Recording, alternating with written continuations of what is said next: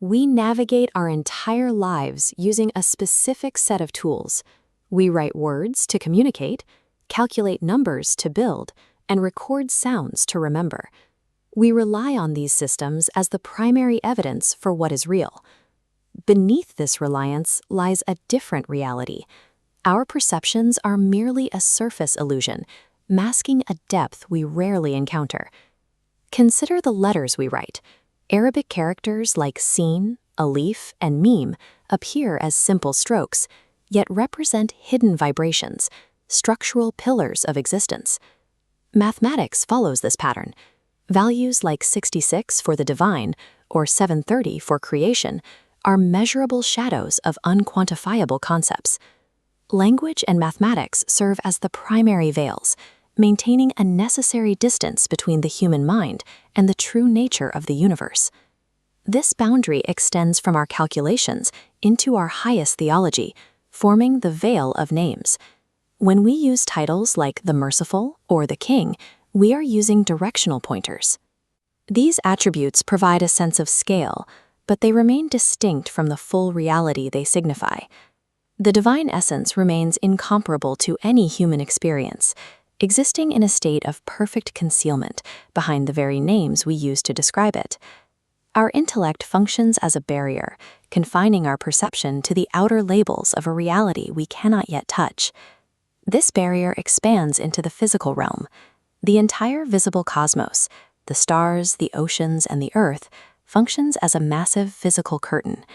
This curtain obscures a parallel reality operating alongside our own, an unseen ecosystem of angels, the jinn, and the preserved tablet, which holds the metaphysical record of all fate.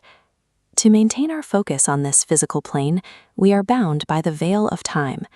The hours and days we measure by the movement of the sun and moon are a localized construction. A single day in the divine realm scales to 1,000 human years on Earth. This vast difference in magnitude highlights the limits of our linear experience.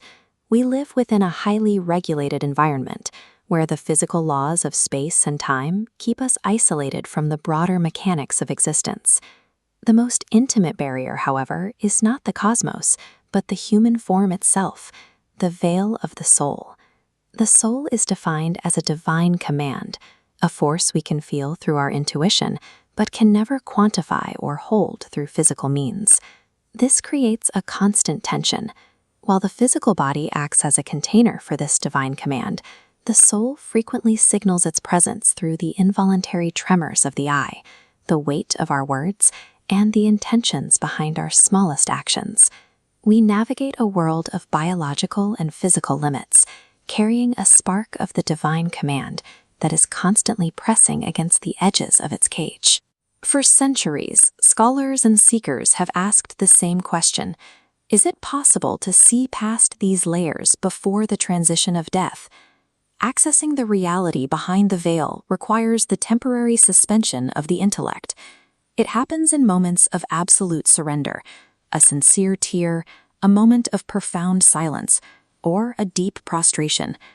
The historical experience of a seeker named Saad offers a glimpse into what happens when these barriers fail. In total isolation and devotion, the physical veil around Saad fractured, and his surroundings were suddenly replaced by an intense, pulsing violet light.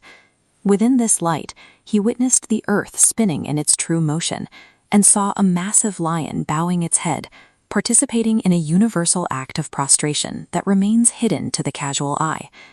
These experiences suggest that the ultimate truth of the universe is reached through the heart's surrender, rather than the brain's calculations. Death serves as the permanent lifting of the final veil, the moment when our physical sight is replaced by a vision that is, as the texts say, iron sharp. This state of existence is stripped of our earthly tools. There are no letters to read, no numbers to count, and no physical time to track. When every layer of the world falls away, only the divine presence remains, encompassing everything that was manifest and everything that was hidden. Absolute truth cannot be found on the surface of the world. The real journey begins when we stop looking at the horizon and start looking within.